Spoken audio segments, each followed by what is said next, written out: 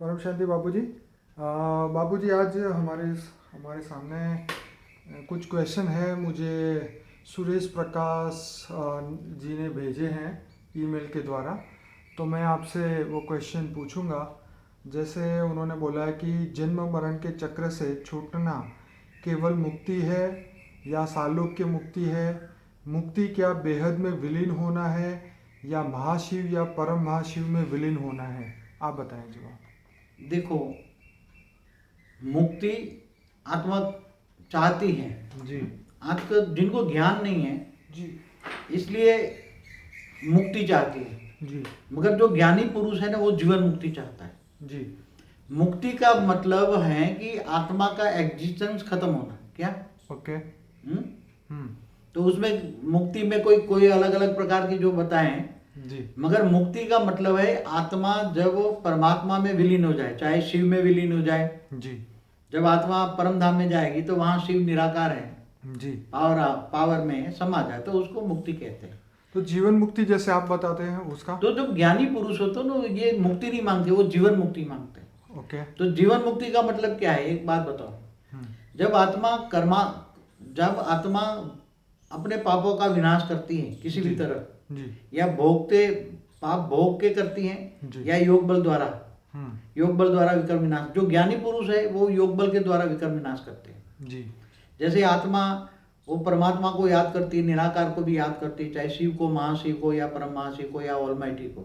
जी निराकार को याद करती है, वो भावना के साथ वो मेरे बेहद के बाप है, तो बच्चा बनकर याद करती है, तो आत्मा में पावर आती है, तो वो आत्मा कर्मातीत अवस्था की ओर जाती है। कर्मातीत अवस्था माना उनके सारे विकर्म विनाश हो जाते हैं। तो विकर्म विनाश होते हैं तो धीरे धीरे धीरे उसके अंदर ज्ञान आता है। ज्ञान आता है तो फिर एक और वैराग आ जाता है, इस देह और देह के संबंधियों से, दुनिया से वैराग आता है। तो आत्मा शरीर छोड़ते वक्त धीरे धीरे धीरे सूक्ष्म वतन में जाती है, माना स्वर्ग लोक में पहले जाएगी, इससे भी परे चौथे लोक में, महालोक में, जनलोक में, फिर स्पीड पकड़ के ऊपर चली जाएगी। तो वो उसी टाइम उसको ज्ञान आता है कि मैं मुक्ति के लिए, तो आज सभी मुक्ति मुक्ति कर रहे हैं ना, मगर जब ज्ञान आता है तो वो जब ऊपर जाते हैं, स्वर्ग लोक से ऊपर महालोक, जनलोक, तपलोक, फिर ब्रह्मापुरी, फिर विष्णुपुरी। विष्णुपुरी में जाते हैं तो स्वर्ग में इतनी यथा सुख है, वो अमरलोक है, शिवपुरी और विष्णु। तो वहां वो मुक्ति नहीं मांगते, फिर जीवन मुक्ति मांगते। पर बाबूजी यहाँ तो एक बात है कि स्वर्ग में भी अगर जाता है तो वहाँ सुख और दुख होते हैं, मतलब सुख भोगता है। तो यहाँ तो मुक्ति माना है सुख से भी मुक्ति और दुख से भी मुक्ति। कर्मातीत अवस्था मतलब तुम्हारी आत्मा में कोई पॉजिटिव भी रिकॉर्डिंग नहीं होगा, नेगेटिव भी नहीं रिकॉर्डिंग होगा। तो इनका प्रश्न यहाँ पे ये है कि मुक्ति क्या बेहद में विलीन होना है? हाँ, तो वही तो पहले मुक्ति का दे दिया ना मैंने जवाब, कि परम धाम में जाएगी तो परम धाम निराकार में, शिव में वो समा जाएगी, तो उसका एग्जिस्टेंस खत्म, उसको मुक्ति कहते हैं। मगर मैं ये कहता हूँ जब ज्ञान आता है तो आत्मा मुक्ति नहीं मांगती, वो जीवन मुक्ति मांगती है। ठीक है। परम धाम में रहकर भी वो विलीन नहीं होती। एक बात बताओ, ओके। कोई भी आत्मा परम धाम में ब्रह्म ज्ञानी बन जाती है, परम धाम में जाएगी तो आत्मा निराकार बन जाएगी ना। ओके। और निराकार आत्मा कब बनती है? जैसे मनुष्य जन्म जब ज्ञान आता है जी, तो धीरे धीरे उसका दूसरे लोक में जाती है आत्मा। तो 3 तत्वों का शरीर होती है ना।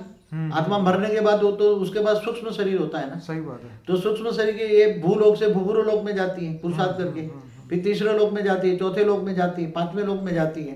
तो ऐसे ऐसे करते जब विष्णुपुरी में जाती है तो वहाँ बेहद का परम सुख होता है वैकुंठ में। तो वहाँ वो फिर मुक्ति नहीं मांगेगी। समझ में आए? ये तो यहाँ बहुत दुखी है ना आत्मा, इसलिए मुक्ति मांगती है। ओके। मुझे मुक्ति मिल जाए, मुझे कुछ नहीं चाहिए, सब मुक्त कर दे, हे भगवान मुझे मुक्त कर दे, ऊपर वाला मुझे मुक्त कर दे, बस मुझे कुछ नहीं चाहिए। क्यों? क्योंकि ये दुखों का सागर है, ये मृत्यु लोक है। अब जब विष्णुपुरी जाती है तो वैकुंठ है वो, तो वहाँ सेमी अमर लोक है। तो फिर विष्णुपुरी से जो गया हुआ वापस नहीं आता ना, तो स्वर्गलोक में गया, स्वर्गलोक से भी ऊपर, स्वर्गलोक में तो गया हुआ वापस आता है। तो वैकुंठ में जाने के बाद वो जीवन मुक्ति, जो वैकुंठ में रहता है आकारी रूप में, उसके बॉडी है परम तत्व की, तो वो जीवन मुक्ति में आ गए ना। जीवन में है मगर मुक्ति का अनुभव करे, उसको जीवन मुक्ति कहते हैं। ये आज का जवाब मुझे बहुत ही अच्छा लगा, जो आपने अभी आपने बताया। तो जो आज आत्मा मुक्ति मांगती है, जब ज्ञान आता है तो वो मुक्ति नहीं मांगती। फिर इवन विष्णुपुरी से ऊपर जब बहुत परम सुख से, जब आत्मा बहुत परम सुख भोगती है ना, बहुत सुख रहती है वहाँ बहुत, तब वो चाहती है मुझे शांति चाहिए, परम सुख भोग लिया ना, परम शांति चाहिए। क्या चाहिए? परम शांति चाहिए। तो विष्णुपुरी से शिवपुरी में जाती है ऊपर, हम्म, तो शिवपुरी में अंदर परम शांति है। क्या है? परम शांति। परम शांति है। और फिर वो चाहती है कि मैं निराकारी बन के परम धाम में जाऊं। तो परम धाम में जाने के बाद कैवल्य अवस्था होती है, आत्मा निराकार होती है, उसके अंदर कोई कर्म बंधन नहीं है, इसलिए कर्मातीत अवस्था हो गई आत्मा की। इसलिए शिव समान बन गया, जीव से शिव बन गया। क्या बन गया? जीव से शिव बन गया। जीव से शिव बन गया। अब उसके अंदर ज्ञान आ गया। क्या आ गया? ज्ञान। शिव समान बना, ज्ञान स्वरूप बन गया आत्मा। वाह वाह वाह। आत्मा से परमात्मा बन गया। क्या बन गया? तो परमात्मा बन गया तो ज्ञान आया। बोले अब मुझे तो शिव से महाशिव के पास जाना है। हाँ, उसको ज्ञान आया ना, सही बात है। उसको तो पूरी गैलेक्सी का ज्ञान आएगा। उसके बाद दिव्य दृष्टि आएगी। निराकार को तो बहुत ज्ञान होता है। राइट। फिर बोले अब मुझे महाशिव के पास जाना है, तो वो मुक्ति नहीं लेंगी। हाँ हाँ। ये तो यहाँ मनुष्य मुक्ति मांगते हैं, ओके। ऊपर देवता कोई मुक्ति नहीं मांगता। और चौथे महालोक जनलोक लाल पुरुषार्थ करके स्वर्ग ऊपर जाते हैं। और स्वर्ग वो वैकुंठ विष्णुपुरी में जाने के बाद कोई मुक्ति नहीं मांगता। फिर शिवपुरी में जाते, परम धाम में जाने के बाद वो कहता है मुक्ति, कौन मुक्ति लेगा? ज्ञान आता है, जीवन मुक्ति का अनुभव होता है। तो फिर वो प्रोसीडिंग में आती है ना, तो सोल ऑफ जर्नी शुरू हो जाती है। क्या बन गई? परमात्मा बन गई, डिवाइन सोल बन गई। तो फिर महाशिव के पास, महापरम धाम के पास जाएगी धीरे धीरे करके। फिर ऐसे तो ये सब जर्नी होता है। अच्छा बाबूजी, उनका दूसरा क्वेश्चन है, आत्मा अजर अमर अविनाशी है, तो आत्मा के बेहद में विलीन होने के बाद आत्मा का अस्तित्व खत्म हो जाने का मतलब क्या है? देखो, हाँ, और आत्मा को क्या महसूस होता है विलीन के बाद? देखो, पहला तो बोला कि आत्मा अजर अमर अविनाशी है। बराबर, ठीक है, सही बात है। आत्मा का देखो, आत्मा का भी एक टाइम होता है, कोई परमानेंटली आत्मा अजर अमर अविनाशी नहीं होते। ओहो। हाँ, एक बात बताऊं, ओके जब ब्रह्मांड का शिव के अंदर पावर खत्म हो जाती है, जी। तो महाकल्प प्रलय में क्या होता है? हाँ हाँ महाकल्प प्रलय में, जी। अर्ध प्रलय की बात नहीं कर रहा, अर्ध प्रलय, प्रलय, कल्प प्रलय, मैं महाकल्प प्रलय की बात करता हूँ। ओके। तो महाकल्प प्रलय में जब शिव के अंदर पावर खत्म हो जाती है तो सूर्य में प्रवेश कर लेते हैं। और जब सूर्य में प्रवेश करते हैं तो काल अग्नि पैदा करते हैं। क्या करते हैं? काल अग्नि पैदा। काल माना समय, समय सबका खत्म हो जाए, आत्माओं का समय खत्म हो गया। जैसे सर्जन किया जाए ऐसे विसर्जन कर लेते हैं। ओके। तो विसर्जन हो जाएगा तो फिर क्या होगा?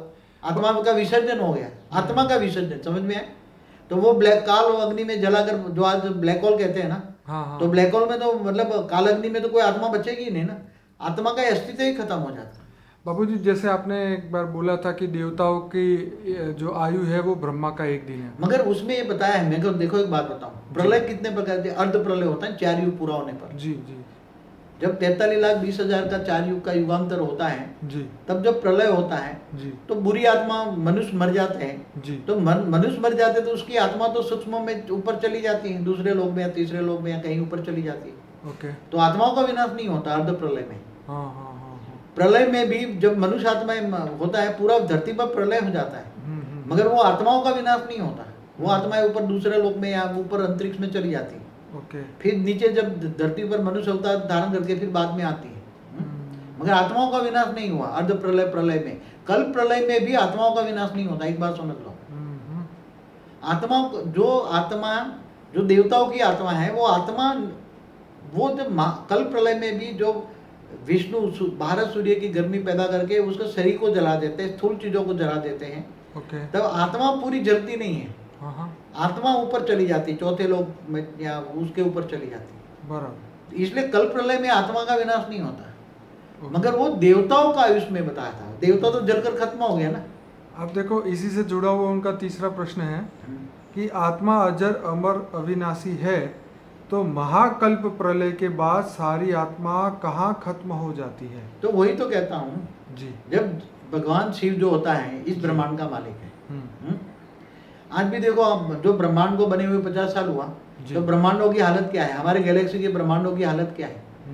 कि वहाँ कई ब्रह्मांड तो ऐसे कि कई, जैसे सूर्य है वो बहुत सूर्य ये हमारी गैलेक्सी के अंतरिक्ष में घूम रहे हैं ब्लैक होल बन के। ओके। और दूसरे जो सोलर सिस्टम है, तो सोलर सिस्टम में जब ब्रह्मांड बना था तो ब्रह्मा का एक प्रकार, मतलब 1 लाइट ईयर्स का ब्रह्मांड था, शिव ने बनाया था तब। शिव में जब फुल फोर्स में पावर थी, तब एक 1 लाइट ईयर्स माना 94 खरब किलोमीटर का डायमीटर रेडियस था। डायमीटर तो 188 होता है, 188 खरब किलोमीटर का था। मगर अभी तो ये सब नीचे आ गए, सब नीचे आ गए, तो सब देवता भी मनुष्य बन गए, सब शिव भी नीचे आ जाता है, परमधाम भी नीचे आ जाता है। तो हमारा ये शास्त्रों में लिखी बातें सुनो तो हमारा ब्रह्मांड आज कम से कम 500-700 करोड़ किलोमीटर तक ही सिमटा हुआ है, इससे आगे नहीं। सूर्य की ग्रेविटी तो बहुत ऊपर है। तो दूसरे ब्रह्मांडों में भी ये जो मनुष्य भी नहीं रहे, कीड़े मकोड़े बन गए हैं। दूसरे सोलर सिस्टम देखो आप, कई सोलर सिस्टम में मनुष्य भी नहीं है अभी। तो जो वहाँ जो भी आत्माएं थी वो सब कीड़े मकोड़े बन गए, आधे से ज्यादा। तो केवल हम ये आत्माओं का विनाश कब होता है, यही बात है ना, कि आत्मा कब खत्म होती है। आत्मा को कह दिया अजर अमर अविनाशी है, तो आत्मा को एक ही डेफिनेशन बताई कि मुक्ति हो जाती है तो उसका अस्तित्व खत्म हो जाता है। हाँ, तो मुक्ति माना अस्तित्व खत्म, तो मुक्ति माना आत्मा का विनाश, मुक्ति माना आत्मा का विनाश। मगर महाकल प्रलय में तो जब शिव महाकाल अग्नि पैदा करता है, सूर्य में प्रवेश करके काल अग्नि पैदा करता है जी, तो सारा ब्रह्मांड जला के भस्म कर देता है। तो ब्रह्मांड में जितनी भी आत्माएं होती है वो सब जलकर भस्म हो जाती है, आत्मा का ही अस्तित्व खत्म हो जाता है सर महाकाल प्रलय में, समझ में जी। और फिर जब सूर्य का भाई दोबारा फिर जब ब्रह्मांड को रचना होता है तो शिव के पास पावर नहीं है तो कैसे रचेगा। तो वो ब्लैक होल बन के अंतरिक्ष में पड़ा रहेगा और वो चारों ओर गैलेक्सी में घूमता रहेगा। ये वो आज बहुत साइंस वाले भी कह रहे हैं बहुत ब्लैक होल अंतरिक्ष में घूम रहे हैं हमारे गैलेक्सी के। ऐसी तरह यूनिवर्स में भी बहुत गैलेक्सी के महा ब्लैक होल घूम रहे हैं, महाशिव भी ब्लैक होल बन के घूम रहे हैं। इसलिए जब महाशिव भी अनंत कोटि ब्रह्मांडों को अपने रोम रोम में समा लेता है तो जितनी ब्रह्मांड की आत्माएं सब तो शिव में समा गई और महाशिव में भी सारे शिव समा गए, तो शिव का भी अस्तित्व खत्म हो गया। तो जब शिव महाशिव में समा जाता है तो शिव का भी विलन हो जाता है, शिव की आत्मा खत्म हो गई। और महाशिव का भी ऐसा होता है जब यूनिवर्स खत्म होता है जी। परम महाशिव होता है जब यूनिवर्स में टाइम नहीं पावर नहीं रहती परम महाशिव में, तभी पूरी गैलेक्सियों को वो अपने अंदर समा लेता है। जो हमारे दूसरे जो मल्टीवर्स हैं, हमारे एक क्लस्टर ऑफ मल्टीवर्स है जी, इसमें खरबों मल्टीवर्स का एक क्लस्टर है। ऐसी तरह दूसरा एक क्लस्टर है मल्टीवर्स का जी। उसके अंदर कईयों ने गैलेक्सियों को यूनिवर्स को भी समाप्त करते, ग्रेट यूनिवर्स समाप्त करके बैठे हुए हैं। जो एक क्रिएटर होता है जैसे परम महाशिव है तो महाशिव का क्रिएटर है, गैलेक्सियों का क्रिएटर है। तो जब परम महाशिव में पावर नहीं होती तो वो भी महाशिवों को अपने रोम रोम में समा लेता है जी। और वो जब परम महाशिवों में पावर नहीं होती जी। तो वो भी यूनिवर्स को भी अपने रोम रोम में समा लेते हैं। ऐसे कई क्लस्टर ऑफ मल्टीवर्स है, कई क्लस्टर। उस समय ये जो समय होता होगा जो आप बता रहे हैं, मगर समय की नहीं बहुत बड़ा है ना, समय आप गिनती गिनो, समय कितना समय है आप गिनती कर। साइंस वाले भी नहीं ढूंढ पाए correlation between time space and speed पे। हाँ, पहले मैंने एक वीडियो में बोला हुआ है कि जैसे ब्रह्मा का 100 साल बराबर महाशिव की एक पल, कितना और ब्रह्मा का एक दिन बराबर धरती पर 1000 चतुर्युग। 1000 चतुर्युग माना 4 अरब 32 करोड़ साल और इतनी ब्रह्मा की रात। तो ब्रह्मापुरी में ब्रह्मापुरी में दिन रात होता है तो 8 अरब 64 करोड़ साल होता है। तो ये ब्रह्मा का 100 साल का आयु कितना, ब्रह्मांड की आयु ब्रह्मा का 100 साल। मगर महाशिव की तो प्रतिपल अनंत अनंत ब्रह्मांड बनते बिगड़ते हैं ना, तो महाशिव की तो एक पल हुई ना। हाँ, तो ऐसी तरह परम महाशिव की एक पल बराबर महाशिव का 100 साल समझो। एक बेसमेंट बनाओ तो परम महाशिव का कितना आयुष होगा। हर कोई का एक आयुष होता है, चाहे शिव हो, महाशिव हो, परम महाशिव हो। मगर जो आत्माएं जैसे हमारे ब्रह्मांड का पूरा होने का उसको पता लग गया कि अब ये ब्रह्मांड वाइंड अप होने वाला है, तो ये आत्मा हमारे परम धाम से दूसरे परम धाम में चली जाती है या अंतरिक्ष में चली जाती है। जैसे आपने मार्कंडे मुनि का बताया था, मार्कंडे मुनि की आयु ब्रह्मा का 15 साल था। जब जब धरती पर विनाश होता तो ऊपर चला जाता। ओके। तो कल प्रलय में भी उसका विनाश नहीं होता। मगर तो ब्रह्मा का 15 दिन तो साधारण बात है ना। मगर कई ऐसी आत्मा है जो ऑलमाइटी अथॉरिटी मुझे कभी बहुत दिखाता है, समझाता है, ज्ञान देता है जब मैं योग करता हूँ, ध्यान करता हूँ। तो ये जर्नी ऑफ में चली जाती है आत्मा, तो उसका विनाश नहीं होता, वो गैलेक्सी में चली जाएगी। अब जब महाशिव का महाकाल प्रलय होता है तो वो तुम यूनिवर्स में चली जाएगी। तो बाबूजी ऐसी आत्मा अभी भी अस्तित्व में होगी जो आप कह रहे हैं? इतनी हर जगह की कनिष्ठ भी आत्माएं होती हैं हाँ। और अच्छी आत्माएं भी हैं। नहीं नहीं, ये जो आप कह रहे हो इतने परम परम गैलेक्सियों के अंदर ये ट्रैवल करने वाली आत्माएं भी अभी भी अब है? अगर हमारी गैलेक्सी के कई लेयर्स हैं, ओके। गैलेक्सी के बीच में हाँ 1000 प्रकाश वर्ष में कई लेयर्स हैं, हाँ। उसमें बेहिसाब आत्माएं, ऐसी जर्नी वाली आत्माएं बैठी हैं अच्छा, कई लेयर्स में, कई लेयर्स हैं। वो धरती पे आना नहीं चाहेंगी? वो ब्रह्मांडों में क्यों आ गई, उसको पता है कि ब्रह्मांड में जाऊंगा तो मैं तो फंस जाऊंगा, हाँ या तो 3 तत्वों में आऊंगा। हाँ। तो 3 तत्व भी भारी है ना, आकाश वायु अग्नि भारी है। हाँ हाँ। तो 3 तत्वों में आओगे तो एक दिन गिर जाऊंगी, मनुष्य बन जाऊंगा। ये मनुष्य से फिर वापस जाना मुश्किल है, ये तो मृत्यु लोक है। तो जो गैलेक्सी के बीच में जो रहती हैं अभी कई लेयर्स में, वो जर्नी करके फिर वो यूनिवर्स के सेंटर पॉइंट में, जहाँ परम महाशिव के कई लेयर्स है, वहाँ जो आत्माएं रहती हैं, ओके, वहाँ चली जाती है ना, फिर वहाँ भी घूमती फिरती है अपनी अपनी लेवल तक। वो महाशिव बन गई, क्या बन गई, वो महाशिव बन गई। हाँ, महाशिव के बाद के लेयर्स में जाएगी तो महाशिव बन गई। मतलब बापूजी, क्या हम ये कह सकते हैं जैसे सत्य त्रेता और द्वापर में जिन योगियों ने 10-10 हजार साल तप किए थे, वो आत्माएं जो आज धरती लोक में नहीं है लेकिन ऊपर की जर्नियों में ट्रैवल कर रही है, वो हाँ, कही जाती है। जैसे आपको एक बताऊं, जो सप्तर्षि हैं, 7 ऋषि हुए, वो कहाँ है अभी? वो 7 आसमान में नहीं देखते 7 तारे? सप्तर्षियों का झुंड नहीं देखते 7 तारे? वो तो देखते हैं। वो सप्तर्षि सप्त ऋषि थे यहाँ। ओके, तो वो चले गए ना ऊपर, तो अपना स्टार बना लिया, अपना स्टार बना लिया ना। हाँ, वो तो स्टार तो बना लिया, लेकिन क्या उनकी आत्मा उसी स्टार में रहती है? उसी स्टार माना ब्रह्मांड बना लिया उन्होंने। ओके, वो शिव बन गए। हाँ। सप्तर्षि से शिव बन गए, उन्होंने ब्रह्मांड बना लिया, स्टार बना ब्रह्मांड। तो क्या उनकी रचना भी वहाँ पे रहती होगी? वो तो सर्जन किया होगा ना। ओके, हर कोई शिव सर्जन करता है ना। ब्रह्मा द्वारा सर्जन, विष्णु द्वारा पालना और शंकर द्वारा विनाश करता रहता है। हाँ, तो वहाँ भी उनके गैलेक्सियों में सब चलता रहता होगा। हर गैलेक्सियों में जब आत्मा चाहे तो ज्ञानी पुरुष होता है। हाँ। तो जब जीव से शिव बनता है, आत्मा से परम आत्मा बन जाती है। हाँ। तो फिर परम धाम में जाकर वो फिर जर्नी में चली जाती है।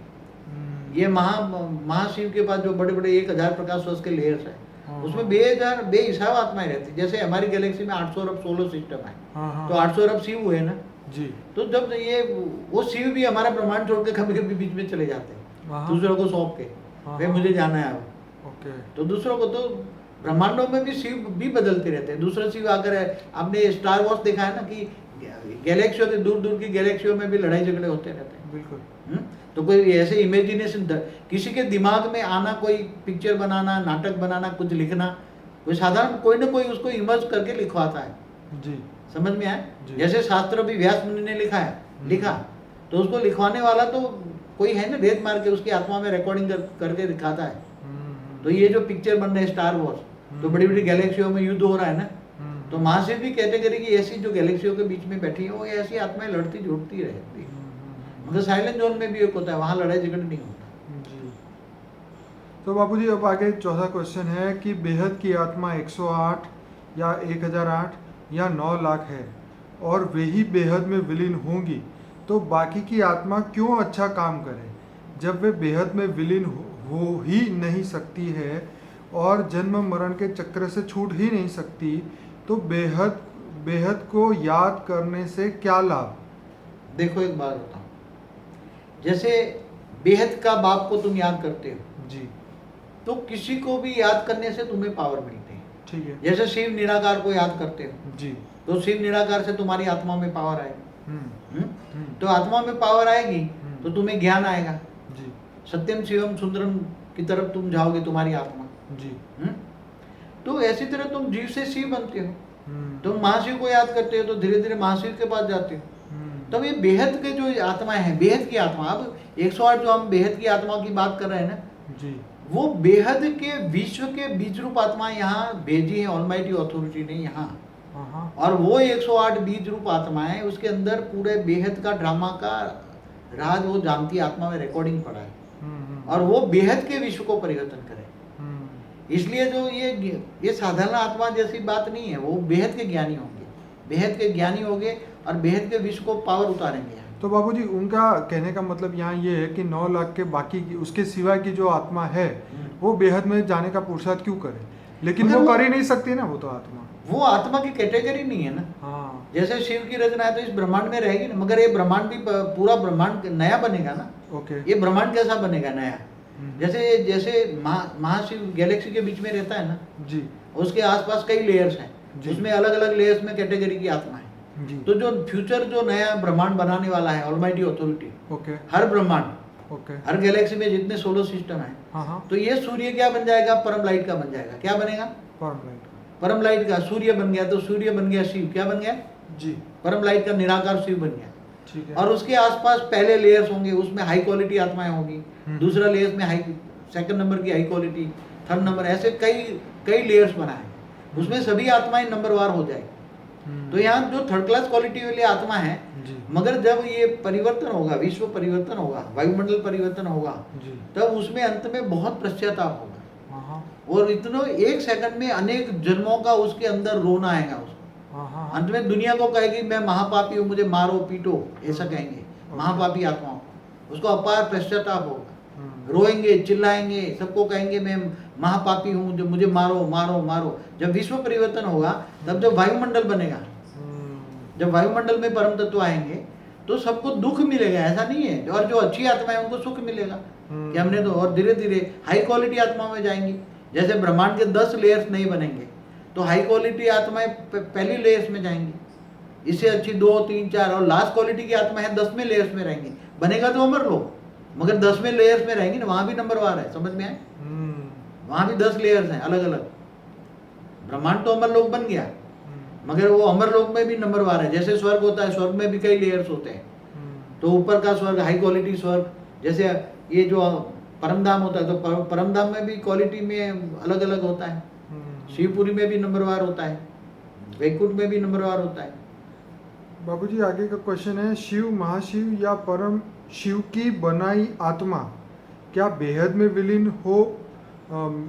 हो जन्म मरण के चक्कर से छूटेगी, या इन्हीं शिव, महाशिव, परम शिव में विलीन होगी?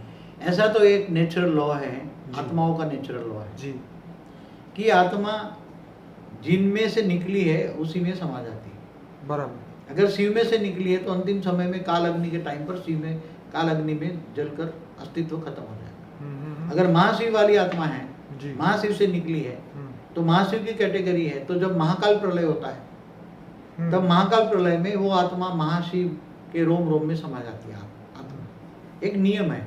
और परम महाशिव की जो यूनिवर्स की कैटेगरी की आत्मा है, परम महाशिव से बनी हुई आत्मा है जी, तो वो सभी परम महाशिव के आसपास रहती हैं। जी। तो वो जब परम महाशिव जब पूरे परम महाकाल अग्नि जलाता है, तब उसमें विलीन हो जाता है। बाबूजी आगे क्वेश्चन है, भक्ति मार्ग श्रेष्ठ है या ज्ञान मार्ग? मीराबाई, प्रहलाद और शंकराचार्य की आत्मा क्या एक बेहद में विलीन हुई या विष्णुपुरी, शिवपुरी तक गई?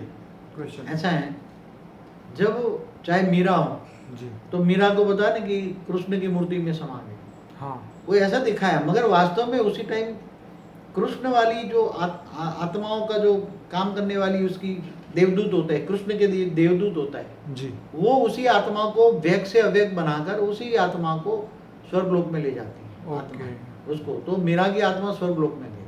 हाँ हाँ हाँ, और जैसे शंकराचार्य, वो शंकराचार्य ज्ञानी पुरुष थे, हाँ, तो वो भी ज्ञानी पुरुष, वो जन्म मरण के चक्कर में आकर फिर कर्मों का हिसाब किताब पूरा करेंगे। जी। तो जन्म मरण के चक्कर में शंकराचार्य आज भी धरती पर है, कई जन्म मरण के चक्कर में आएंगे। अच्छा बाबूजी आगे है, तो क्या वो विष्णुपुरी, शिवपुरी तक नहीं गए? अभी तो कर्मों का हिसाब किताब नहीं पूरा ना, शंकराचार्य ज्ञानी थे, ओके, मगर ज्ञानियों को भी तो कर्म का हिसाब किताब पूरा करना पड़ता है ना, ओके। कैसे ऊपर जाएगा? हाँ हाँ, तो शंकराचार्य धरती पर अभी मनुष्य अवतार में, अभी और भी ज्ञान ग्रहण कर रहे हैं शंकराचार्य गुप्त वेश पे, हाँ हाँ, हिमालय की गुफाओं में, कंदराओं में बैठे हैं, हम्म, और वो योगी बनते हैं, पर ब्रह्म को याद करके वो सीधा डायरेक्ट परमधाम में जाने की तैयारी कर रहे हैं, डायरेक्ट सीधा परमधाम में चले जाएंगे। बाबूजी आगे का क्वेश्चन है, कलयुग में नाम जप की महिमा है, तो क्या ओम का जप करें या हमें केवल बेहद के बारे में सोचना चाहिए? देखो, ओम का जप एक भक्ति मार्ग में पहले बताया था, ओम जी, आ उ म, ओम कहता है ना, हम्म, तो आ उ म, ओम करने से, ओम तुम्हारी नाभि से शुरू होता है, जी, तो ओम का ध्वनि करने से जी। तुम्हारी कुंडलिनी धीरे धीरे जागृत होती है, तुम्हारी सारी शक्तियां जो मूलाधार चक्र में पड़ी है वो धीरे ऊर्ध्वगामी बनकर धीरे धीरे आत्मा में 8वां चक्र में आती है। जी, तो आत्मा धीरे धीरे ओम की ध्वनि आधा घंटा सुबह में करना होता है, जी। तो आत्मा में धीरे धीरे शक्ति आती है, जी। आत्मा में हल्की सी शक्ति आती है, अच्छे मन बनता है। जी, तो ओम की ध्वनि भक्ति मार्ग वाले करते हैं, मगर ज्ञानियों को तो डायरेक्ट निराकार को याद करो ना, ऑलमाइटी ऑथोरिटी को निराकार से पावर लो। मेरी वीडियो है ना, शायद उन्होंने देखी होगी, सीक्रेट योग में। जी। तो सीक्रेट योग देखो और डायरेक्ट ऑलमाइटी ऑथोरिटी से पावर लो। बाबूजी, आत्म साक्षात्कार और ब्रह्म साक्षात्कार में क्या अंतर है? देखो, ब्रह्म शिव को मानते हैं, शिव निराकार को ब्रह्म मानते हैं, लाइट निराकार को ब्रह्म मानते हैं। और जो निराकार को पूछते हैं उसको ब्रह्म ज्ञानी मानते हैं। जी। तो जो निराकार को याद करते हैं जी। परमात्मा समझकर, तो वो निराकार को पाएगा ना। जिसको याद करोगे उसी को एक दिन पाओगे ना। बिल्कुल सही बात। हाँ, जिसको याद, कृष्ण ने गीता में क्या कहा है, तुम अगर मुझे को याद करोगे तो मुझे को पाओगे, और तुम अगर भूतों को याद करोगे तो भूतों को पाओगे। जी बिल्कुल। तो ये बोला हुआ है ना। तो आत्म साक्षात्कार और ब्रह्म साक्षात्कार, तो आत्म साक्षात्कार जो आत्मा है, अपने आत्मा को जानना। जब ब्रह्म को जब जानता है, निराकार को जानता है, उसको ज्ञान होता है मैं आत्मा हूँ, ब्रह्म का अंश हूँ। क्या है? जी, ब्रह्म का अंश, आत्मा का बच्चा हूँ, आत्मा बच्चा हूँ, परमात्मा का अंश हूँ। जी। तो आत्म स्वरूप की अनुभूति होना माना मैं आत्मा हूँ। शरीर के अंदर भ्रुकुटी के बीच में जब हमारा बड़ा माइंड है, उसके सेंटर पॉइंट में आत्मा रहकर पूरे शरीर को चलाती है। तो आत्मा ज्ञान हो जाए, आत्म स्वरूप की अनुभूति हो जाए, तो वो आत्म साक्षात्कार। तो आत्म साक्षात्कार करने से आत्मा का पूरा दिव्य स्वरूप का अनुभव हो, दिव्य बॉडी का अनुभव हो, तो आत्मा धीरे धीरे विकर्म विनाश कर लेती है। ब्रह्म साक्षात्कार माने ब्रह्म को जान लेना। ब्रह्म का साक्षात्कार माना निराकारी स्वरूप का साक्षात्कार करना। ब्रह्म माना निराकार, निराकार शिव का साक्षात्कार करना। ओके। तो निराकार शिव, जब ब्रह्म में तुम, ये योगी क्या करते हैं, ब्रह्म ज्ञानी होते हैं, वो निराकार को याद करते हैं। जैसे सूर्य की रोशनी है, ऐसे वो रोशनी है, वो परम लाइट की रोशनी है। तो परम लाइट की रोशनी को याद करते करते करते फिर उसमें ही उसकी आत्मा में इतनी पावर आ जाती है, तो वो सीधे ब्रह्म के पास चली जाती है। तो वो ब्रह्म ज्ञानी है। तो उसको पहले आत्मा स्वरूप का साक्षात्कार होगा, पहले अपने आत्मा स्वरूप का साक्षात्कार होगा, फिर कर्मातीत अवस्था हो जाएगी, विकर्म विनाश हो जाएगा, पाप का विनाश हो जाएगा, तो सीधे एक सेकंड में वो परम धाम में चली जाएगी, ब्रह्म के पास चली जाएगी। जी। बाबूजी, आगे का क्वेश्चन है, कुछ साल बाद अगर ये पृथ्वी अमर हो जाएगी और सभी अमर हो जाएंगे, तो हम क्यों बेहद को सोचें? क्योंकि बदलाव तो 108 आत्मा करेगी, तो बाकी सभी कुछ किए बिना ही अमर हो जाएगी, तो सभी तो और पाप करने के बाद भी अमर कैसे हो जाएंगे? देखो, कर्मों का हिसाब किताब किसी को नहीं बोलना चाहिए। ठीक है। जब ऑलमाइटी ऑथोरिटी तो केवल एक धरती नहीं करे, पूरा मल्टीवर्स को करेगा। पूरे मल्टीवर्स में मृत्यु लोक है, सोलर सिस्टम है, गैलेक्सियां हैं। हाँ, तो वो तो बेहद का क्रिएटर है, तो 108 बेहद की आत्मा है, तो उसको 108 को निमित्त बनाकर बेहद का परिवर्तन करेगा ना। मगर धरती भी जब ये सारा ये पूरा ब्रह्मांड अमर लोक बन जाएगा, पूरी गैलेक्सी अमर लोक बन जाएगी, मगर आत्माएं तो नंबरवार होगी ना। आत्मा की कैटेगरी नंबरवार हो जाएगी। अब जो महापापी है तो बोलेगी मैं तो वैसे भी अमर बनने वाला हूँ, तो महापाप करेगा। अरे जो पाप करेगा तो अंत में उसको पश्चाताप बहुत करना पड़ेगा ना। ये मैंने पहले बोला ना कि जब वायुमंडल बदलेगा तो वो आत्माएं इतना पश्चाताप करेगी, वो टीवी पर जाकर लोगों को बोलेगी मैं महापापी हूँ, महाभ्रष्टाचारी हूँ, हाँ मैंने बहुत खूब पाप किया है, मुझे मारो, आओ डंडा मारो। और एक सेकंड में उसको अनेकों साल की सजा मिलेगी, बाद में वो अमर बनेगी। ऐसे नहीं बनेगी, सजा खा के अमर बनेगी। उसके अंदर अंतिम समय में एक सेकंड में अनेकों साल की दुख का अनुभव होगा, इतना दुख होगा, पश्चाताप होगा, खून के आंसू रोएगी। क्या आंसू नहीं, खून के आंसू रोएगी, फिर बाद में अमर में जाएगी। मगर अमर लोक में भी जो 10 लेयर है, एक एक लेयर में 4-4 अलग है, तो 40वें लेयर में रहेगी ना ऐसी आत्मा। 40 में लेयर, तो वहां परम तत्वों की क्वालिटी में फर्क है। परम धाम में जो पहला लेयर, दूसरा लेयर, उसमें एक एक लेयर में 4-4 भाग है अलग अलग, तो 40वें लेयर में रहेगी। तो 10वें लेयर के चौथे भाग में रहेगी। तो ये आत्माओं की कैटेगरी में फर्क होगा ना ऐसी आत्माओं की। सब एक समान कैटेगरी। स्वर्ग में भी कई भाग है, स्वर्ग में 40 प्रकार का भाग है। और स्वर्ग तो बनाएगा, स्वर्ग नहीं अमर लोक बनेगा, अमर लोक। मगर अमर लोक में 40वें अमर लोक में रहेगी, तो आत्मा की कैटेगरी नहीं होगा। बाबूजी, आगे क्वेश्चन है, सप्तलोक, ब्रह्मालोक, विष्णुलोक, शिवलोक में भी क्या राग, द्वेष, काम, क्रोध होता है? देखो, ब्रह्मापुरी तक 3 तत्वों की दुनिया है जी। और जब विष्णुपुरी जाते हैं तो परम तत्वों की मात्रा, परम आकाश, परम वायु, परम अग्नि की 50% होती है। ठीक है। तो वहाँ आत्मा की कैपेसिटी हाई हो जाती है। ठीक है। इसलिए वहाँ विष्णुपुरी माना वैकुंठ में परम सुख का अनुभूति होता है। ठीक है। और जहाँ परम सुख अमाप हो, जी जहाँ दुख ही ना हो, तो वहाँ लड़ाई झगड़ा किस बात का? जी। लड़ाई झगड़ा किस बात का होता है? पर बापूजी ये चीजें तो तत्वों में होती है ना, काम, नहीं नहीं क्रोध, नहीं लोभ, नहीं, मोह, अहंकार। हमारा अभी तो हमारा जो विष्णुपुरी था ना, जी वहाँ परम तत्व की दुनिया थी। ठीक है। थी, अभी नहीं है। हाँ पहले जब बनाया था विष्णुपुरी, जी। तो वो परम तत्वों की दुनिया थी। 50% परम तत्व थे हाँ हाँ और 50% तत्व थे। जी। तो आधा स्वर्ग था और आधा अमर लोक था, आधा अमर लोक। ओके। तो वहाँ अमर बन गए तो क्या लड़ाई झगड़ा होगा? वहाँ पे जहाँ परम सुख होगा, जहाँ परम सुख होगा वहाँ लड़ाई झगड़ा होगा। और वह जब परम शांति हो तो वहाँ कोई अशांति क्रिएट करने वाला जाएगा कोई? सही बात है। हाँ, ये तो ब्रह्मापुरी तक अशांति है। ओके। अच्छा बापूजी, आगे का क्वेश्चन है, सप्त ऋषि शिव, महाशिव, विष्णु, महाविष्णु क्या जन्म मरण से परे होते हैं? देखो सप्तर्षि को तो बता दिया ना, वो पुरुषार्थ हाँ, करके सही बात है। 7 स्टार बन गए ना आसमान में, 7 सप्तर्षियों का स्टार दिखता है ना। सही बात। और बाकी रहा शिव। हम्म। शिव भी तो महाशिव, विष्णु, महाविष्णु। देखो एक बात बताओ, शिव भी एक ब्रह्मांड की आयु होती है ना। ठीक है। तो ब्रह्मांड की आयु जब ब्रह्मा का 100 साल पूरा होता है, जी। तो शिव भी ब्रह्मांड में काल अग्नि में पूरा ब्रह्मांड जला कर देता है। तो शिव भी जीव बन जाता है, उसमें पावर नहीं होती। तो पावर खत्म होते ही वो सब देवता भी मनुष्य बन जाते हैं, ऐसे शिव भी जीव बन जाता है।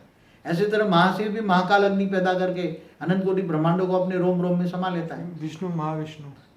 तो महाविष्णु जो है, जब महाशिव जो क्रिएटर है गैलेक्सी का, आकाश गंगा का, तो उसकी जो महाशिव की हाल होगी वो महाविष्णु की होगी। ओके। चाहे विष्णु हो तो विष्णुपुरी भी शिव की जो हाल होगी वो विष्णु की होगी। उसकी भी आयु एक लिमिट होती है। चाहे परम महाशिव हो, परम महाशिव, सबकी एक लिमिट होती है। आगे पूछा है कि स्वामी विवेकानंद जी सप्त ऋषि में से कौन से ऋषि थे, और स्वामी रामकृष्ण परमहंस कौन थे, अब क्या बेहद में विलीन हो गए हैं? Question mark. दोनों न बेहद में विलीन हुए हैं, न उसकी मुक्ति हुई है। ओके। वो कहीं ना कहीं ज्ञानी थे, अच्छे थे, हाँ। मगर कहीं ना कहीं जन्म मरण के चक्र में होंगे। ओके। उसकी मुक्ति नहीं हुई है। ओके। चलिए बापूजी, ये तो आपने इनके प्रश्नों का जवाब बहुत अच्छी तरीके से दिया, और मैं ये कहना चाहूँगा अपने व्यूअर्स को कि आपको भी ऐसे क्वेश्चन हो जिसके आंसर आपको नहीं मिले हो हर जगह ढूंढने के बाद भी, तो पहले तो आपसे सबसे रिक्वेस्ट है कि बापूजी के पहले 250 वीडियो देखिए, और फिर भी आपको कहीं इसके आंसर ना मिले तो आप मुझे ईमेल करें। जो मेरा ईमेल एड्रेस है इसी हमारे वेबसाइट पर भी अवेलेबल है, और इस वीडियो के लिंक में नीचे दिया होगा। तो आप मुझे ईमेल करें, तो मैं जब भी बापूजी को समय होगा, जब वो हमें अलाउड करेंगे, तो हम आपके प्रश्नों के जवाब जरूर देंगे। और बापूजी का एक ये मेन गोल है कि कोई भी आत्मा जो है वो ज्ञान से वंचित ना रहे, तो आपके हर एक के प्रश्नों के जवाब डेफिनेटली मिलेंगे। चलिए बापूजी, आपका बहुत बहुत धन्यवाद। परम शांति।